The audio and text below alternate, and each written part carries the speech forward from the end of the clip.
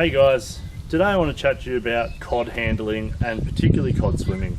Now, I've done this chat before, but I really want to do it again just to improve on the delivery a little bit and to get the message out there, guys. It's important to me that we sustain our fisheries for the future. A couple of years ago, I listened to a talk at a small group from Dr. Paul Hardy-Smith. Now, since then, he's presented a few different places. He has worked with Fisheries Victoria a lot, and the focus of that has been on cod handling and looking after cod.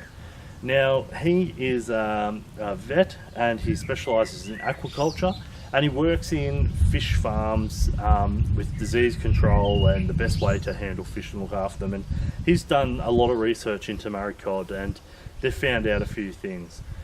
And the most important is, I'm going to start with this from the beginning. Last time I put it at the end, but it's to do with swimming. And swimming your cod is completely different to most other fish.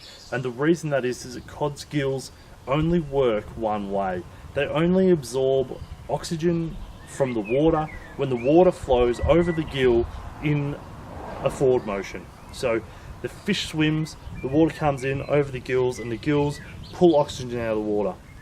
When water moves backwards, as in the fish is dragged backwards, it doesn't absorb any oxygen from the water and therefore is being starved of oxygen.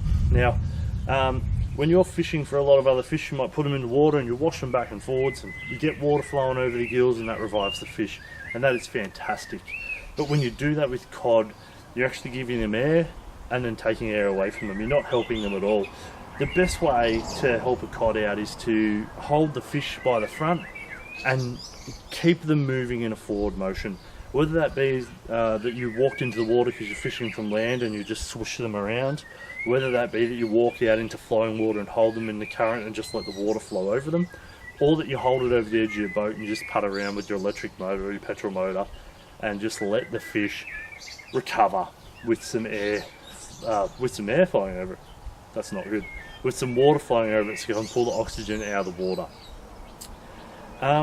So that's the biggest factor. They're different to other fish in that way, and we need to be aware of that, and we need to spread that word. You know, we need to get that out there so that the fish are being looked after, and they're there for me to catch in the future and you to catch in the future, and more importantly, they're there for our kids and their kids to catch in the future. So we want to look after them. So the standard ways to look after fish other than that is minimise the time they're out of the water. Don't pull them out of the water, mess around for half an hour, getting your camera, getting your brag mat out. Keep them in the water while you get your camera out, while you get your brag mat out. Minimise the amount of time they're out of water, because think of it the same way, is the time you've got them out of the water, could you hold your breath for that long in the water? Probably not. So they can't breathe. Better hurry up. They can't breathe while they're out of the water. So minimise the time they're out of the water. Wet your hands as to minimise the damage to their protective layer. If you're using dry hands, you put them on dry carpet or a dry brag mat, you're going to be damaging the protective layer, and that's their immune system. So you want to look after that. Wet your mat down, wet your floor of your boat down, wet your hands down, wet everything down. Don't put them on anything hot.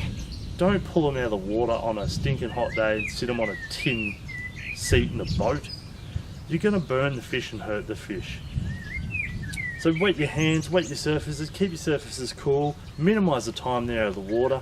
And the other thing is handling the fish. Don't hold them by the jaw and have them hang down and put all the weight on their neck. Support them. One hand in the mouth, one hand underneath. Fish grips in the mouth, hand underneath.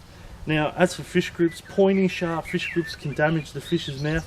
You want flat fish grips if you're going to use fish grips. Once fish get to 60 plus centimeters, use a glove.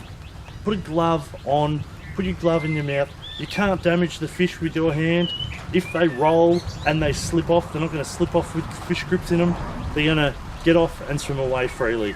So use a glove. I'm going to have to wrap this up. I'm about to get drenched. Use a glove for bigger fish. Use flat fish grips that aren't going to damage the fish's mouth. Wet your hands, wet your surfaces, minimise the time out of water and support the fish. Look after the fish, guys. They'll be there for us to catch in the future, and they'll be there for our kids. I hope this was informative. Don't forget, swimming one way. Please like our channel, subscribe, follow us on Facebook and Instagram.